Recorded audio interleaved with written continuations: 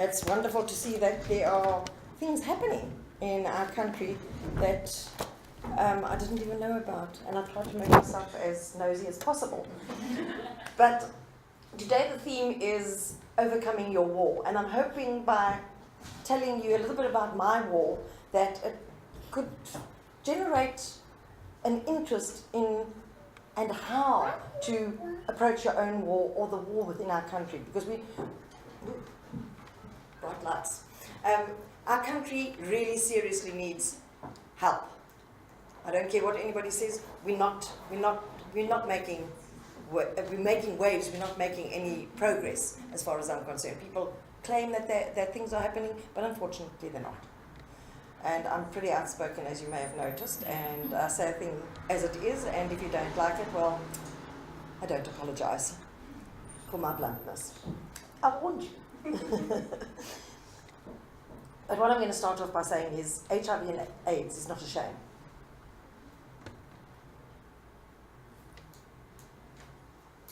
We are all going to die. What we do with our life in between is all that really matters. Having said that, we all actually need to take responsibility for ourselves. We cannot expect somebody else to take responsibility for us. I am HIV positive, and I've been living with the virus for 11 years. It's not that sad. Smile at me. Smile at me. I'm still alive. It's a good thing. Maybe some people won't say so, but anyway. But let me tell you as well, please, if there's something that you feel you'd like to ask me while I'm speaking, it's a lovely, small, intimate group of people. Please feel free to interrupt me. I interrupt well. And and beware what you ask, because I'll answer anything. I'll just give you a little bit of a background history of where I come from. Not my school years and all that, that's so boring. But when I was diagnosed in 2004, between 2004 and 2008, I acquired various diseases. I was considered as having AIDS by 2008.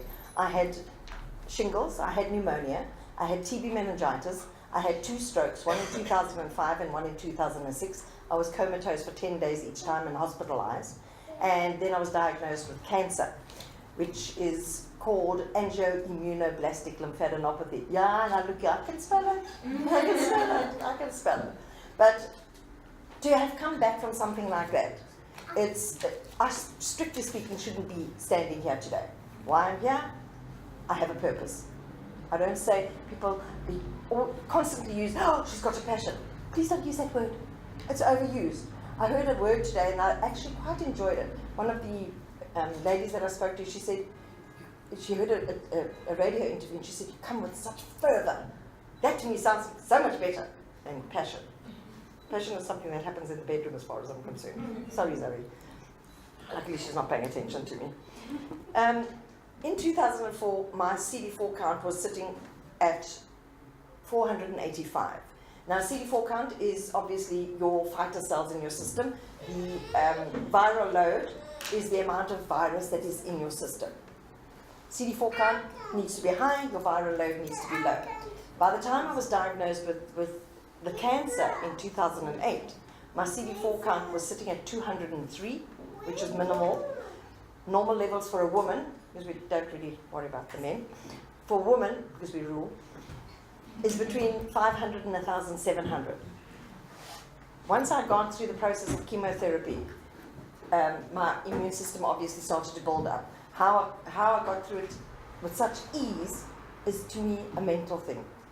I was given nausea tablets, extra strong and sort of strong. I never took one. They said, but where are you going today? I said, no, I'm going to the shopping mall, then I'm going here, I've got a meeting here. But aren't you tired? I said, no, who wants their house painted? It was all about attitude. I was probably too stupid to be sick or tired. Maybe a bit doof, who knows? But I wasn't going to allow myself to go into the corner and vegetate. I fight my own wars without even thinking about it, because I have a positive attitude. Yeah, I know, it's a pun. I check my CD4 count and my viral loads twice a year. The last time was in August, I checked my CD4 count. It was sitting at 1,088. And as I said, between 500 and 1,700 is normal. I'm probably more normal than any of you, whatever normal is.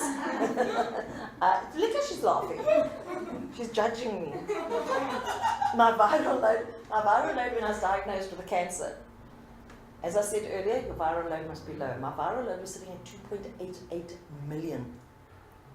That's a lot of virus in my system. At the moment, well, since the chemotherapy days, my viral load is undetectable. It's under 40. And that's because I keep myself healthy, because I look after myself. At my useful age, of course, I should be having aches and pains and creaks and what have you. I'm not going to curl up and die. I still need to have revenge on my children, you know. So who's going to have revenge if I'm not around? Okay. He hasn't got a remote for me, so we have to use it. I get asked about my emotions. Yeah, I was kind of sad. I thought, okay, I have shortened my life. But when I sat back and thought about it, I thought I'd actually had a pretty good life. If anything had to go wrong there and then, well, you know, so be it. And with that attitude, with taking on that attitude, nothing went wrong. I haven't been ill since probably about 2009. And then I went to Pretoria and I had minor bouts of bronchitis. So the moral of the story is, don't go to Pretoria. I've just come from there and the bronchitis hasn't hit me. But that's all about, it's all about your attitude. As far as taking myself out of the community, don't think it was easy for me to disclose my status. It wasn't. It took me 6 years because of the perceived stigma that's attached to HIV and AIDS. People living with the virus, we actually are our own worst enemies. They have that war with themselves about going and disclosing their status because they are scared they're going to be rejected. And I felt the same. I'm just human-ish sometimes. But 6 years, it's a long time to take yourself off the social scene, being an outgoing person that I am. It really is. But you don't have to. Because when I did eventually, I was sponsored a website, I opened a non-profit organization, and I don't do anything small. So I went big. So I put my finger on that button and my website went viral. And the support I got was absolutely amazing. So we've just got to get out of that comfort zone, out of that war zone of our own, to be able to achieve something. Nobody else is going to do it for you. And my mother was there. She's my backup. So you've always got someone that supports you. And don't ever think that anybody doesn't know your HIV status. I'm using myself now as an example. Somebody knows that you're in dire trouble, whether it's HIV or whatever it is. Somebody does know. And they are too afraid to approach you. So you've got to be the person approaching whatever the situation is. You've got to take that lead. And that is what I did. I decided, well, you know what, if I am unable to get the information that I need to keep myself healthy, be it via Dr. Google, wherever, what are other people that haven't got that kind of access doing about their health? So that is one of the reasons that I put myself out there, so that people have got access to somebody that's actually living with the virus. And that is how we have to think about everything. They're only going to come to you if you are willing to put yourself out of your comfort zone. And I was very fortunate that I got the backup that I did. I say to everybody, yeah, I was angry, but I also transferred my anger onto the wrong person. At that point, I didn't know that my partner had knowingly infected me. He had actually been known his status in 2002 already. I only found out in 2012 when there were 3 of us that went on a carte blanche. There was an interview. And one of, you weet mos how we Macy Skinner, we tell each other things. Well, his ex-girlfriend, who's HIV negative, told somebody to phone me to phone her. And she was the one that told me that he actually knew his status 2 years prior to infecting me. And I know everybody sits back and thinks, oh, didn't she condomize? Yes, she did. But there was a condom mishap. And I just assumed that the damage was done, not realizing that I could have gone onto medication within 72 hours and potentially prevented myself becoming infected. And when I talk to people, everyday people in the street, I'm horrified at how little that they know. That is one thing that they do not even know. They do not know what a CD4 count, they do not know what prophylactics are. They have no clue. That is the absolute basics. And if that is just in the health sector, what about the rest of the stuff? If we're not speaking about it, and I'm talking about peace, about war, about what's happening in our country, how on earth are people going to know about that if we do not open our mouths?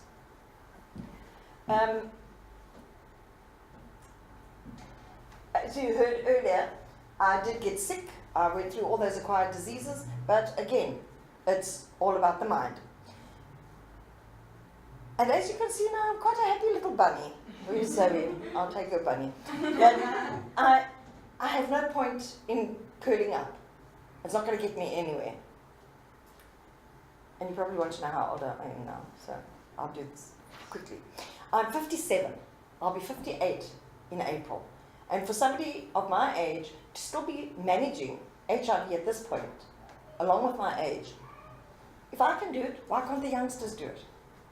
There's no excuse. We have to tell them though, we have to plant that seed, that there is life after diagnosis.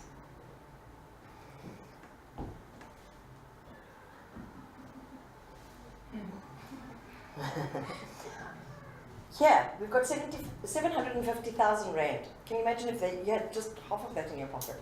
But think of that in terms of people. It's a lot of people.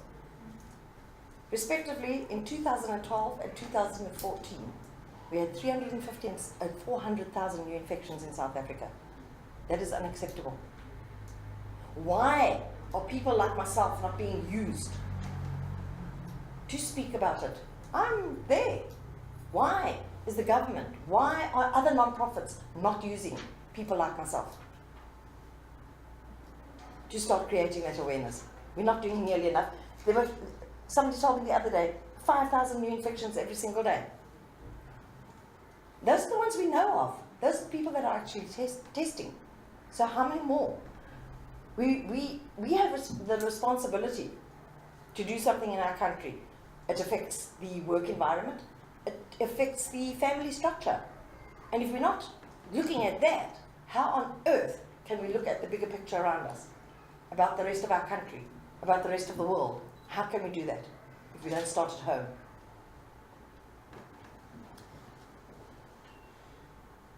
I don't want to bore you.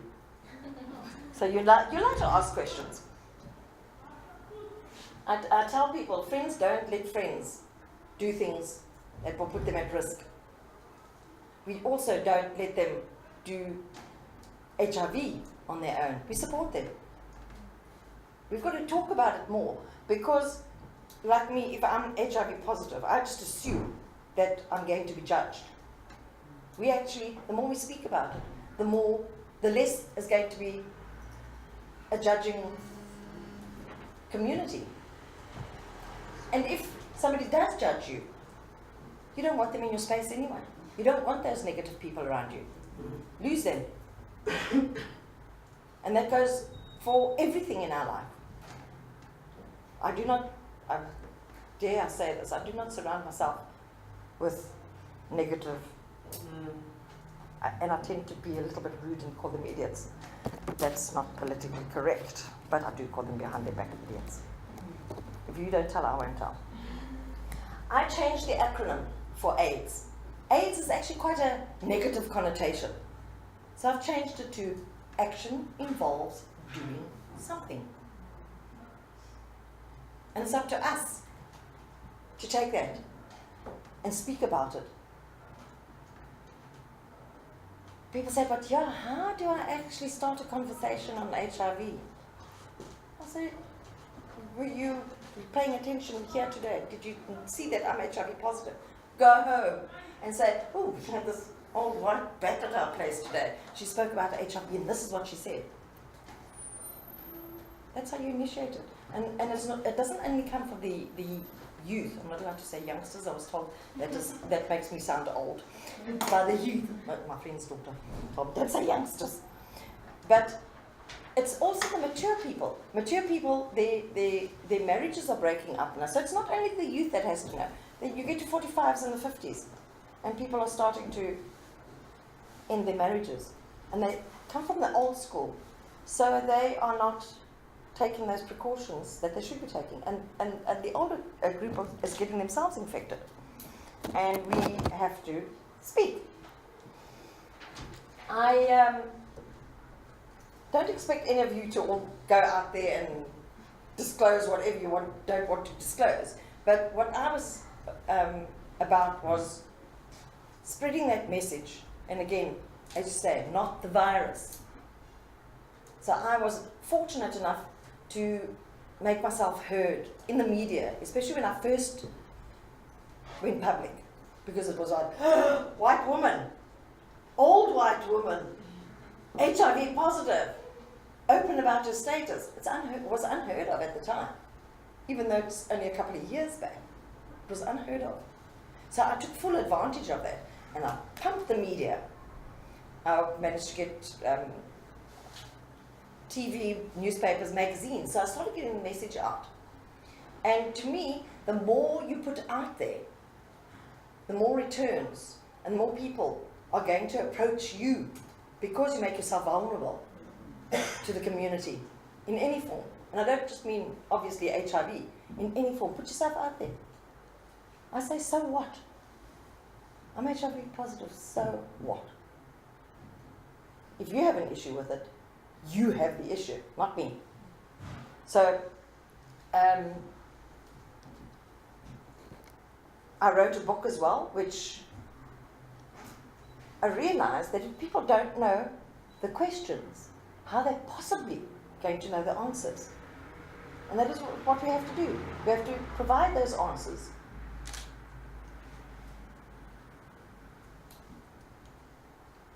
He's playing with the game. Now you'll see there, and now you'll get your response. I've been waiting. Now, I decided I was not going to let anybody brand me. If anyone was going to brand me, it was going to be me. So when I had the cancer, I kept my head shaved for about 2 years and some change. And every time I go out and do a presentation, I'd get somebody to henna tattoo my head. And that is what I did. And then last year, my virus turned 10 years old, and every year I wish it happy birthday on social media, and everybody thinks I'm a bit dilly, but that's also alright. But it does get, my virus got more likes on the page than my own birthday. So I'm like, no, okay. But last year I did the 10th anniversary, 2014. The chili was there long ago, and today I went and I put hashtag Cindy HIV, because that is how I punt myself through on social media. So, because most people can't spell my surname. So I say, if you can't find me, go Google Cindy HIV, you will find me. And I decided that this is one of the ways that I'm going to create a bit of a vibe. Because what I did there, I was very surprised the first time I did it. My head had been shaved for a long time, and I'd done this henna. And I went to the shopping mall, not even thinking about the henna on my head. And these little children were pointing and daddy, and it got people actually interacting with me.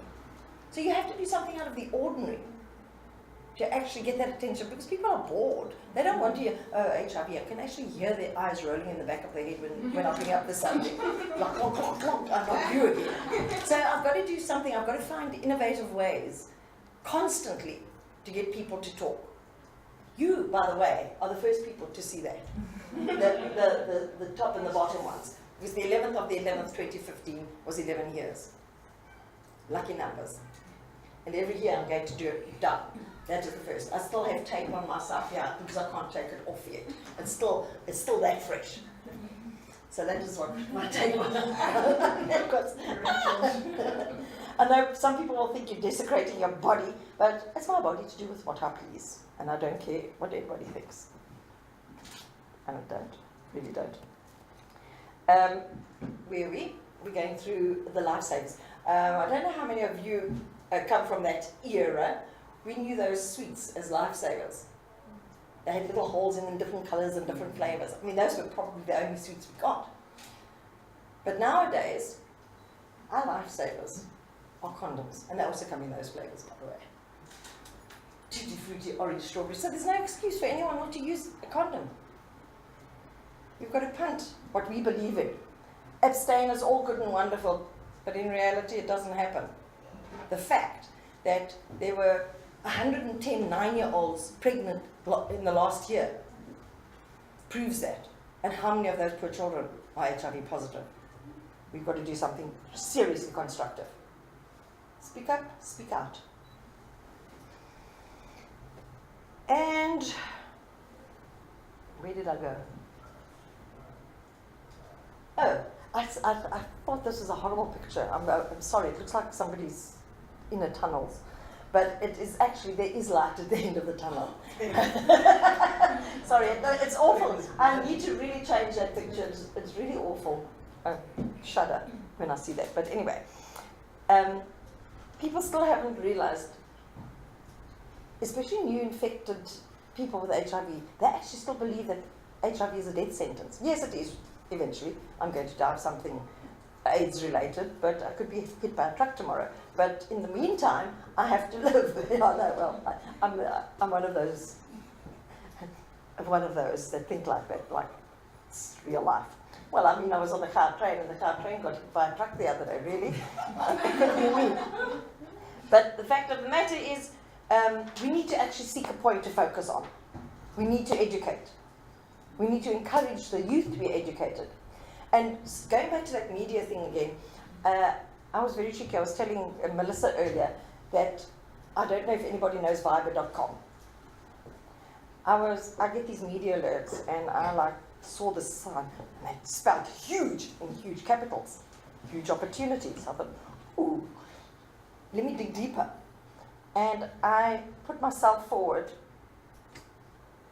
to the goal. And I was like, what's going to happen? They accepted me to host one of the public chats of 10 in South Africa.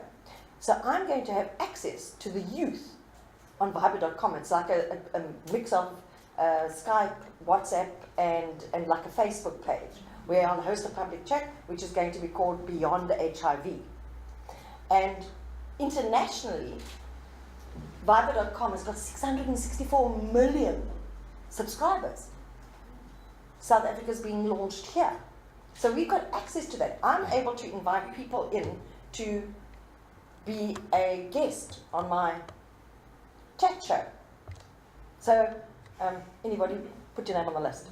If you've got something constructive and viable to say that's AIDS related, or even if it affects the family, speak to me. I'm really looking for guests. I'm going to be asking all sorts of people, they just don't know it yet. I've got a list. Here with the stigma and discrimination, you'll notice that they don't put 0 infections like they originally started, because we still have so many infections. 0 stigma and 0 discrimination, yes, that's still there. SANAC did that in 2014. And the sad thing is, they had to scuttle to find a white face to put on the 12 that they had. Because the community, the white community, is, they hide. They hide. And one day I asked the health department in Durban, how do you actually access the stats with the private GPs? And they said to me, they don't. And I said, why not? They don't have the infrastructure. So our stats are probably a lot higher. And that is where the affluent people go, is to the private GPs. So we don't know how many people in South Africa are actually infected.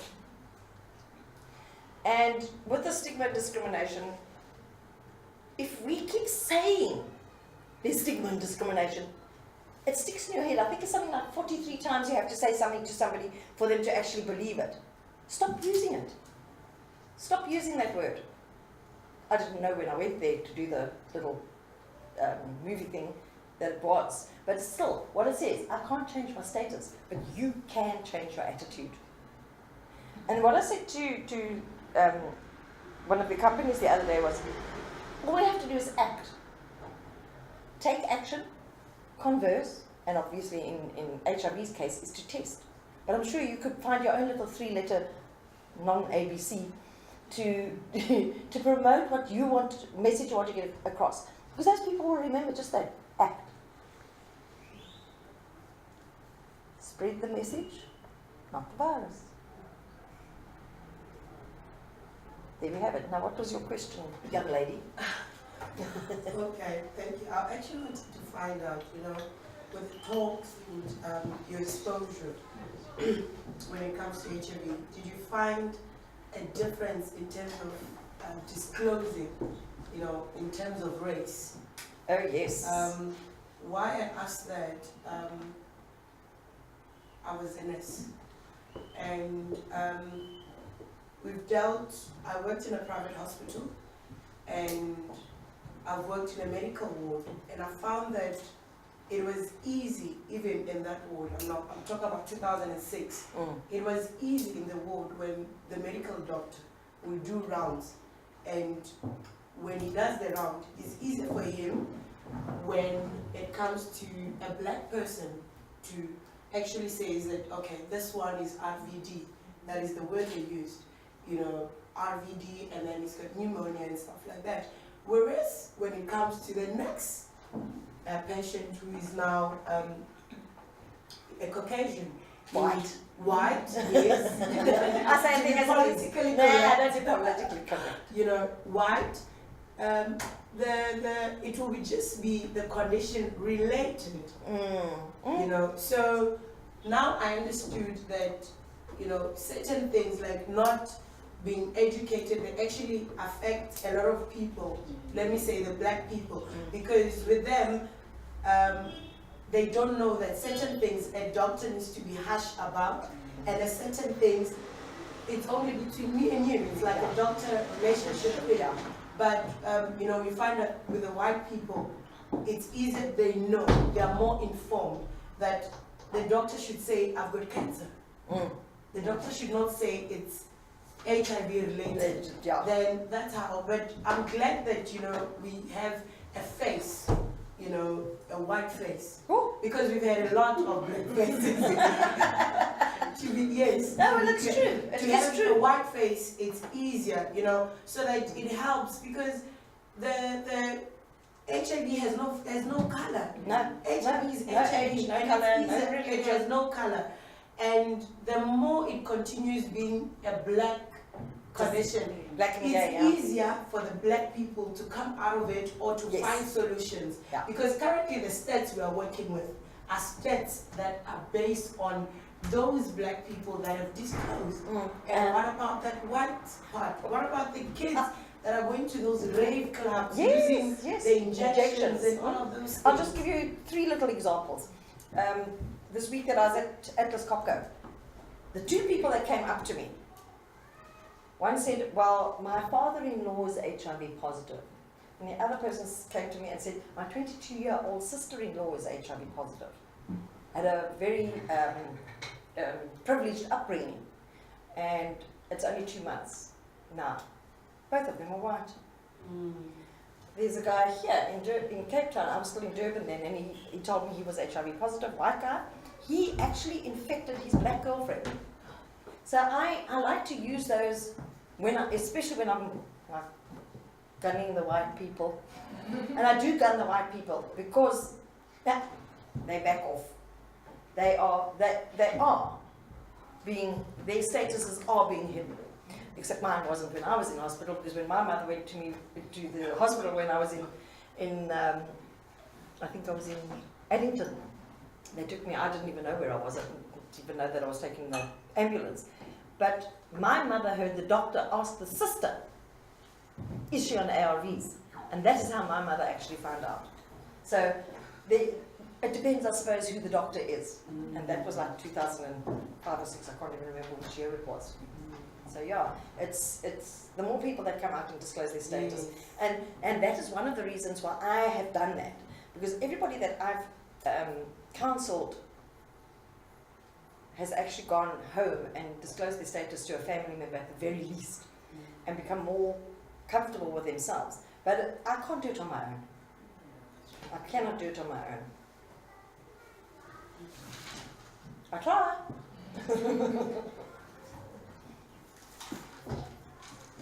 Melissa, you want to ask me anything? No, I haven't really asked any questions. Is there anything else? Okay, I'll ask. You can ask. Come on. I don't shy away. You can't skip. Okay, this is now with your experience and everything. Have you found that the healing process, or how people open up about HIV and AIDS, does the way they contracted it plays a role in them being open? Initially it does. Why I say that is because I found that, you know, there's less with the I know one guy, he used to write for Sowetan, yes, and I think that's one person that I've actually come across. Not that I'm saying that everybody should say that I was sleeping around and everything. Well, Sheen did.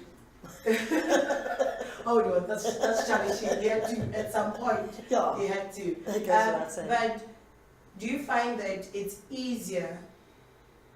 You know, I know, you know, you go through the denial and everything, but those that have contracted it in ways like maybe the blame is from the second person than from themselves, they find it easier to talk about Yes. it, to express themselves, themselves. than those that know, like your partner, that know that I'm the one that is actually been giving it out. Yeah. Do you think? It does make a big difference. It definitely does. Although, as I said earlier, it took me 6 years to disclose it. I didn't know Yes. that it was actually his doing initially. But the people that I have counselled, like the guy that got it through blood transfusion, but even so, there was another guy that he was a good Samaritan and gave artificial resuscitation to somebody on the beach. And this person had had an epileptic fit and bitten himself and the blood transferred to him. But there's no way he's going to disclose it, white guy. And the reason being, because every Saturday afternoon they go off to their friend for the bride, and he say, oh, those AIDS people are, you know, derogatory.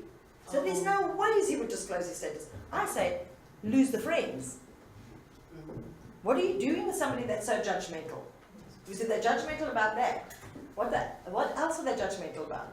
And to constantly be promoting that, you know what, find your peace first within you. Once people have done that, even this guy that infected the black girl, his girlfriend, is now starting to say to me, okay, I'll go and do talks for you. But it's an association with me all the time, and he sees I don't care. So it slowly, he says, but not too many people that might know me yet. But it slowly he's getting there. Each person does it at their own pace. But I say, so what, you know, you've got cancer, you're diabetic, or it's a chronic disease. As long as you know that you can deal with it, it'll make it a lot easier to disclose. And it does help for somebody that's HIV positive to speak to another that's HIV positive and to have that knowledge that me, for instance, is don't care. So anyone who says anything behind my back, that's your problem. I don't have issues. Okay. Done? Question? No? Can I have some water?